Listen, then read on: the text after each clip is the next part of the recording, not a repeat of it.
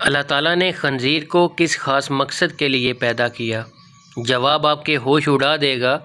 ایک دن حضرت عیسیٰ علیہ السلام کے حواریوں نے آپ سے کہا کہ آج کوئی ایسا مردہ زندہ کریں جو حضرت نوح علیہ السلام کے زمانے کا ہو۔ چنانچہ آپ نے ایک قبر پر لاٹھی ماری، ایک نوجوان زندہ ہو کر بیٹھ گیا۔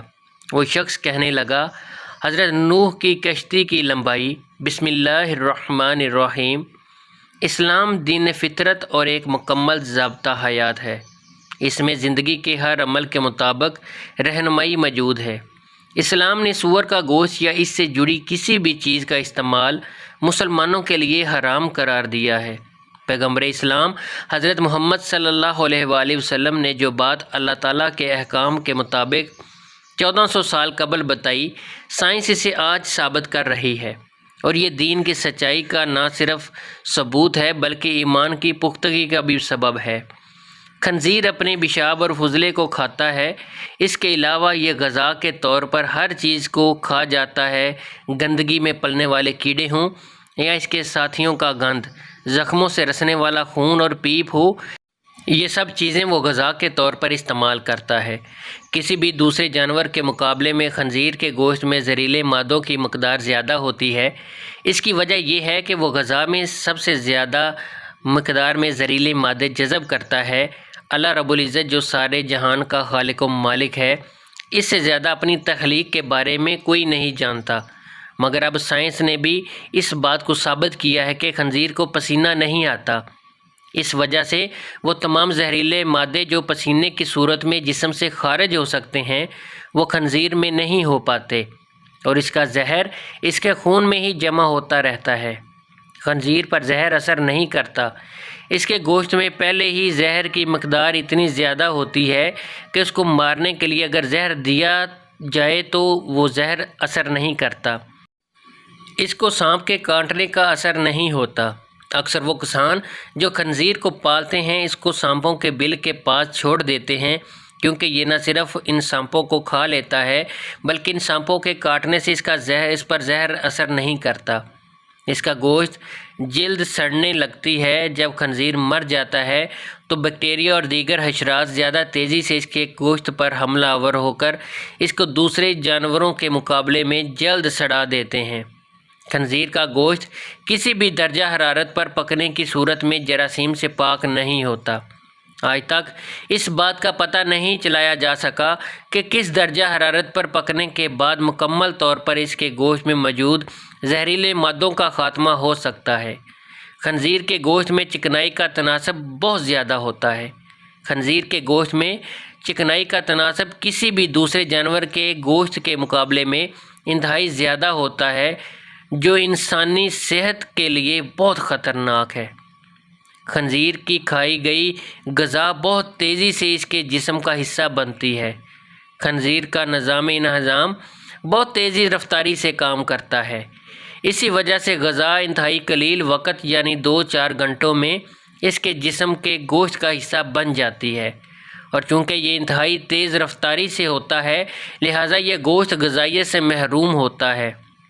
خنزیر میں 30 ایسی بیماریاں موجود ہیں جو فوری طور پر انسان میں منتقل ہو سکتی ہیں۔ یہی وجہ ہے کہ اللہ کی جانب سے خنزیر کو چھونے سے بھی منع فرمایا گیا۔ خنزیر کا گوشت کئی مہلک بیماریوں کا سبب بن سکتا ہے۔ خنزیر انسان میں ٹائیفائڈ، جوڑوں کے درد، پتے کی بیماری اور دیگر کئی بیماریوں کا سبب بن سکتا ہے۔ اس کے گوشت کے اندر ایسی سلوٹیں ہوتی ہیں جو زہریلے مادے اپنے اندر جمع کر لیتی ہیں۔ خنزیر کے گوشت میں ایسی سلوٹیں موجود ہوتی ہیں جو اس کے اندر کے زہریلے مادوں کو خارج نہیں ہونے دیتی۔ نتیجے کے طور پر وہ سارے زہریلے مادے اس کے اندر ہی جمع ہوتے رہتے ہیں۔ ان تمام نقصانات کی وجہ سے ہی دین اسلام میں خنزیر کو حرام قرار دیا گیا ہے۔ بے شک اسلام دین فطرت ہے اور اللہ تعالیٰ کا بنایا گیا کوئی بھی قانون بے مقصد نہیں۔ ناظرین، سلطان صلاح الدین ایوبی اور ایک عیسائی کا عورت کا واقعہ ملاحظہ فرمائیں۔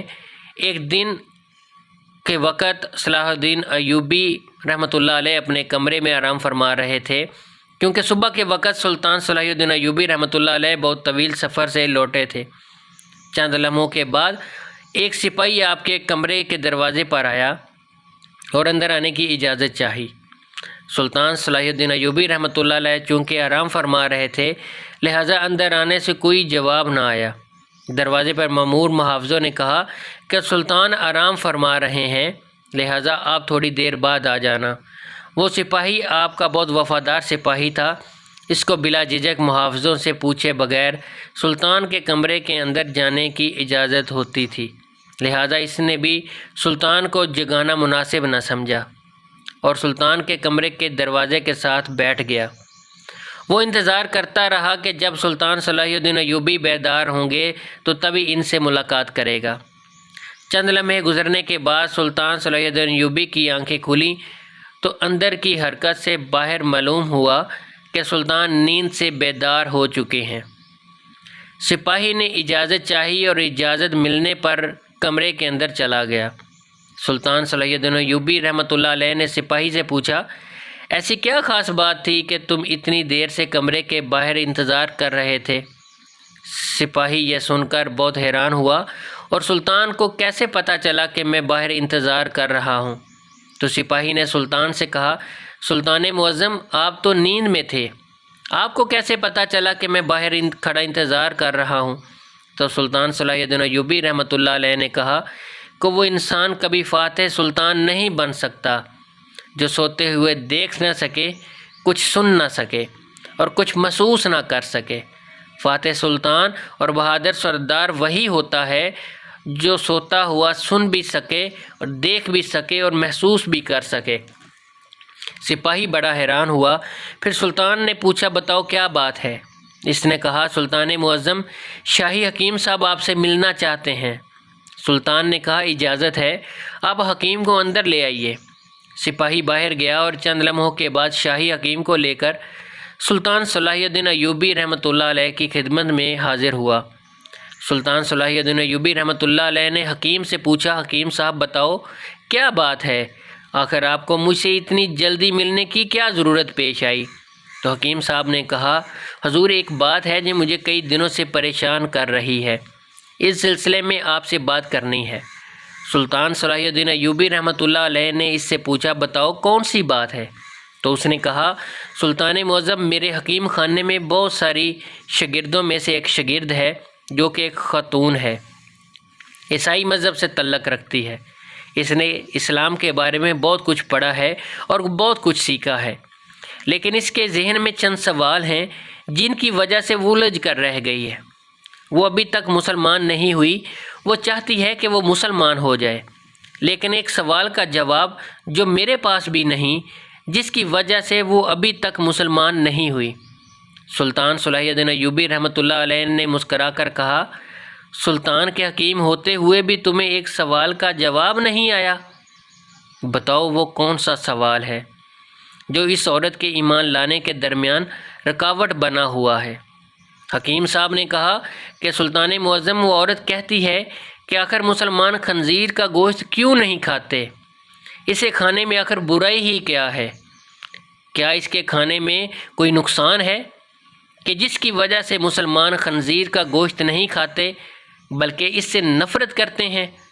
اور وہ یہ بھی کہتی ہے کہ ہمارے گاؤں میں تو سبھی لوگ اکثر خنزیر کا گوشت کھاتے ہیں اور اپنے قبیلوں میں خنزیر پالتے ہیں اور بڑا ہونے پر اس کو کاٹ کر کھاتے ہیں، اور جب وہ مجھ سے سبق لے کر اپنے گھر واپس جاتی ہے تو اپنے گھر والوں کے ساتھ خنزیر کا گوشت ہی کھاتی ہے، کیونکہ یہاں تو اس کے لیے خنزیر کا گوشت میسر نہیں۔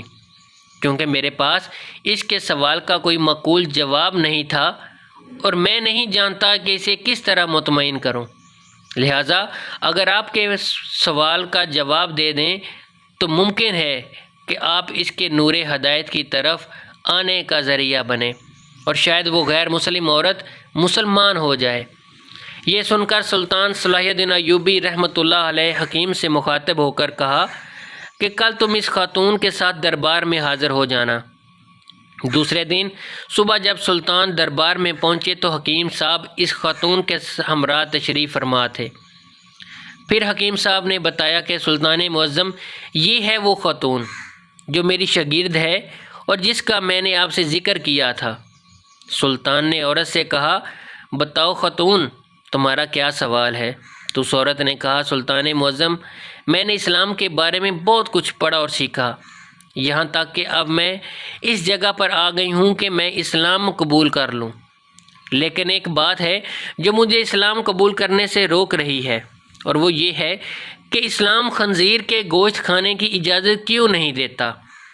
یہ تو ہماری سب سے پسندیدہ خوراک ہے، چاہے کچھ بھی ہو جائے میں تو اس کو کھانا نہیں چھوڑوں گی۔ میں نے اسلام کی تعلیم حاصل کرنے میں ہر جگہ دیکھا ہے کہ جہاں بھی اسلام نے کسی چیز سے روکا ہے اس چیز سے منع کرنے کی وجہ اور اس کے نقصان کے بارے میں بھی بتایا ہے، لیکن خنزیر کے گوشت کے سلسلے میں تو مجھے کوئی مضبوط دلیل نہیں ملی۔ میں نے جب اپنے بائبل کو پڑھا تو اس میں بھی خنزیر کا گوشت کھانے سے منع نہیں کیا گیا، تو پھر اسلام نے اسے کیوں منع کیا؟ آخر اس کے گوشت میں ایسی کیا خرابی ہے؟ یہ تو عیسائیوں کی سب سے پسندیدہ خوراک ہے۔ یہ سن کر سلطان صلاح الدین ایوبی اس سے مخاطب ہوئے اور اسے کہا اللہ تعالیٰ نے قرآن پاک میں 3 جگہوں پر خنزیر کا گوشت کھانے سے منع فرمایا ہے، پھر آپ نے ان آیات کا ذکر بھی کیا۔ پھر سلطان نے اپنے ایک مشیر سے کہا کہ وہ بائبل کی کتاب لاؤ جو اپنی اصلی حالت میں موجود ہے۔ جب کتاب سامنے پیش کی تو آپ نے اس میں سے وہی جگہ تلاش کر کے دکھائی جہاں لکھا ہوا تھا خنزیر کا گوشت کھانا منع ہے، اور یہ دیکھ کر بولی یہ کیا بات ہوئی، جو میرے پاس کتاب ہے اس میں تو واضح طور پر لکھا ہے کہ خنزیر کا گوشت کھانا منع نہیں۔ سلطان صلاح الدین ایوبی رحمۃ اللہ علیہ نے کہا کہ مجھے ترس آتا ہے تمہارے ان لکھنے والوں پر جو اپنی عیاشیوں کے لیے اس پاک کتاب کو اپنے لفظوں سے بالکل تبدیل کر رہے ہیں۔ تمہارے پاس جو بائبل ہے اپنی اصلی حالت میں موجود نہیں ہے، اس میں وقت وقت پر کافی تبدیلی کی جاتی ہے۔ پھر سلطان صلاح الدین ایوبی رحمۃ اللہ علیہ نے فرمایا کہ یہ تو میں نے کتاب سے ثابت کیا ہے، اب میں تمہیں علم طبیعیات کے لحاظ سے ثابت کر کے بتاؤں گا۔ تو سلطان نے اس خاتون کو حکم دیا کہ کل خنزیر کا گوشت پکا کر صبح میرے دربار میں لے آنا۔ وہ عورت سلطان کے سپاہیوں کے ساتھ جنگل میں گئی، ایک خنزیر کا گوشت کا شکار کیا اور اگلی صبح اس کا گوشت پکا کر سلطان کے سامنے لے آئی۔ سلطان نے گوشت کو کراہت سے دیکھتے ہوئے خاتون سے کہا اب اس پکے ہوئے گوشت میں سے ایک بوٹی نکال کر چھری کے ذریعے اس کے 2 حصے کرو۔ جب خاتون نے بوٹی کے 2 حصے کیے تو اس کے درمیان میں سے گوشت کچا تھا۔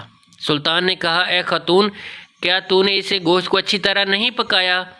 نہیں سلطان معظم میں نے اس کو بہت اچھے سے پکایا ہے۔ سلطان نے کہا اب تمہاری سمجھ میں میری بات ضرور آ جائے گی کہ اس حرام گوشت کو جتنا چاہے بھی اچھی طرح پکا لو، ایک بار پکاؤ یا بار بار آگ کی تپش دو، یہ پوری طرح نہیں پکتا۔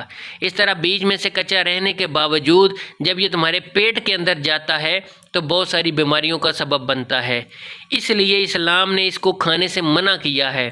آپ خود ایک حکیم کے ذریعے تعلیم حاصل کر رہے ہو، لہٰذا آپ خود اندازہ لگائے کہ اگر کوئی کچی چیز جب آپ کے پیٹ کے اندر جاتی ہے تو وہ اندر جا کر کتنی خرابیاں پیدا کرے گی۔ پھر سلطان نے اس عورت سے کہا کہ کیا آپ کو اس جانور کے بارے میں کچھ اور بھی بتاتا ہوں؟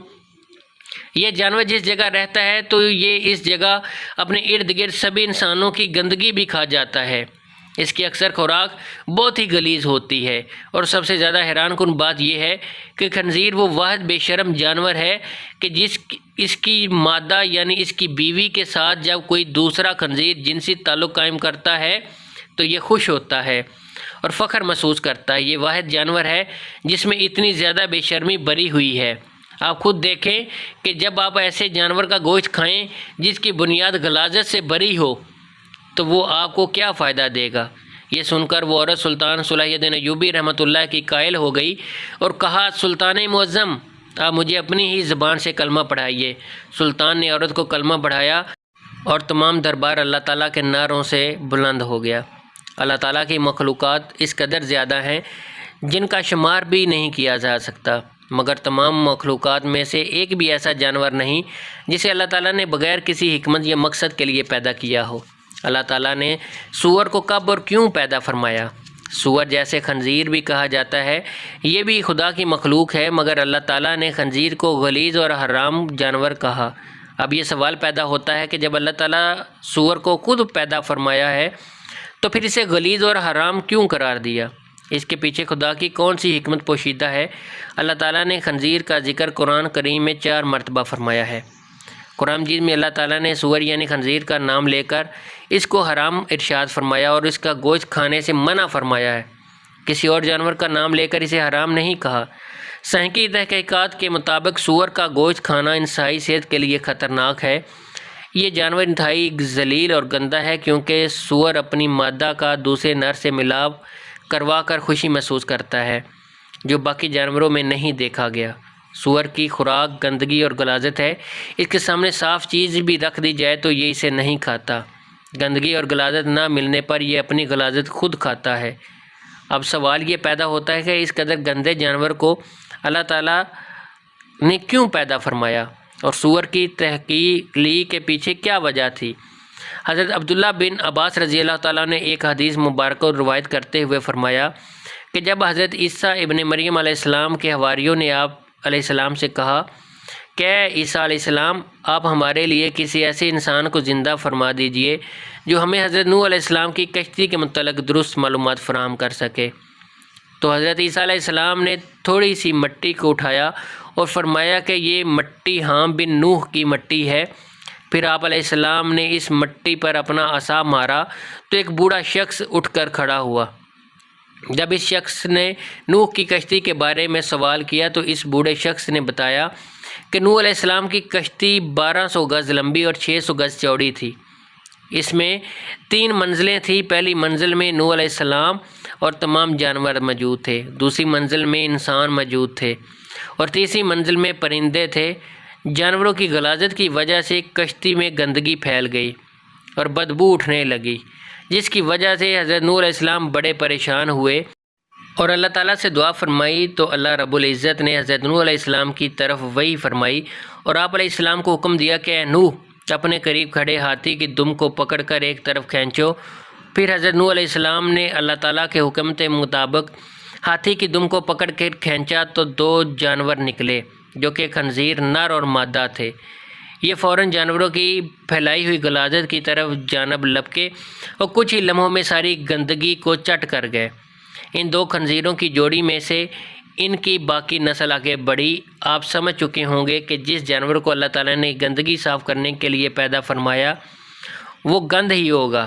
سائنسی تحقیق تو آج ہو رہی ہے، اللہ رب العزت نے 1400 سال پہلے ہمیں اس جانور کی حقیقت سے آگاہ فرما دیا تھا۔ بے شک اللہ ہر چیز کا مالک اور خالق ہے، وہ جیسا چاہتا ہے کرتا ہے۔ ہمیں ہر صورت اس کے احکامات پر سر تسلیم خم کرنا پڑے گا اور اس میں ہماری دنیا اور آخرت کی بھلائی ہے۔ اللہ تعالیٰ ہمیں حرام کاری سے بچائے اور ہمارا خاتمہ ایمان پر فرمائے، آمین۔ ناظرین کمنٹ باکس میں اللہ تعالیٰ کے 99 ناموں میں سے ایک ضرور ٹائپ کیجئے گا، آمین۔ جزاک اللہ۔